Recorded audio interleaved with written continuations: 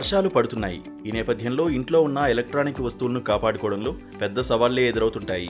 నీటిలో కాస్త తడిచినా పాడవుతాయి. ఈ క్రమంలోనే జాగ్రత్తలు తీసుకోవాల్సిన అవసరం ఉంటుంది. అయితే చాలామంది వేసవిలో వేడిమి నుంచి తప్పించుకునేందుకు ఏసీలు కొనేశారు. అయితే వర్షాకాలంలో వాటిని జాగ్రత్తగా కాపాడుకోవాలి. లేదంటే మొదటికే మోసం వస్తుంది. ఈ సీజన్లో ఎక్కువగా తేమ, జిగట పరిస్థితి ఉంటుంది.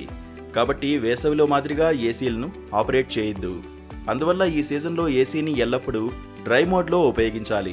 ఉష్ణోగ్రతను 24 నుంచి 26 మధ్య ఉంచుకోవాలి. దీంతోపాటు ఏసీ మీద నీటి చుక్కలు పడకుండా జాగ్రత్తలు తీసుకోవాలి. వర్షాకాలంలో గాలిలో తేమ స్థాయి చాలా ఎక్కువగా ఉండడంతో ఇంటి లోపల కూడా తేమగా ఉంటుంది. అలాంటి పరిస్థితుల్లో ఏసీని ఉపయోగించాలనుకుంటే కూల్ మోడ్కు బదులుగా డ్రై మోడ్ను ఉపయోగించడం ఉత్తమం. ఇది గదికి చల్లదనాన్ని తీసుకురావడమే కాకుండా తేమను కూడా తొలగిస్తుంది. కూల్ మోడ్ పూర్తిగా పనికిరాదని దీని అర్థం కాదు. తక్కువ వర్షం ఉంటే, గాలిలో ఎక్కువ తేమ లేనట్లయితే కూల్ మోడ్ను కూడా ఉపయోగించవచ్చు.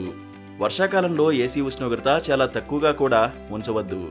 ఎందుకంటే ఆ సమయంలో బయట గాలి చల్లగా ఉంటుంది. కాబట్టి చాలా చల్లగా ఉన్న గది శరీరానికి హానికరం. 24 కంటే తక్కువ సెల్సియస్ ఉష్ణోగ్రత తగినంత సౌకర్యవంతంగా ఉండకపోవచ్చు. ఆ క్రమంలో తప్పు మోడ్ని ఉపయోగించడం వల్ల విద్యుత్ బిల్లు పెరగడమే కాకుండా అనారోగ్యానికి కూడా గురయ్యే అవకాశం ఉంది. దీంతోపాటు ఏసీ ఫిల్టర్ని ఎప్పటికప్పుడు శుభ్రం చేస్తూ ఉండాలి. ఇది ఏసీ సామర్థ్యాన్ని మెరుగుపరచడమే కాకుండా గదిలోని గాలిని శుభ్రంగా ఉంచుతుంది. ఏసీ నడుస్తున్నప్పుడు గదిలో గాలి ప్రసరణ కోసం కొద్దిసేపు కిటికీలు తెరవడం ద్వారా స్వచ్ఛమైన గాలి లోపలికి వస్తుంది. రోజంతా ఏసీని నడపకుండా అవసరాన్ని బట్టి మాత్రమే వాడండి. కాసేపు స్విచ్ ఆఫ్ చేయడం వల్ల ఇబ్బందేమీ ఉండదు. దీంతోపాటు విద్యుత్ కూడా ఆదా అవుతుంది.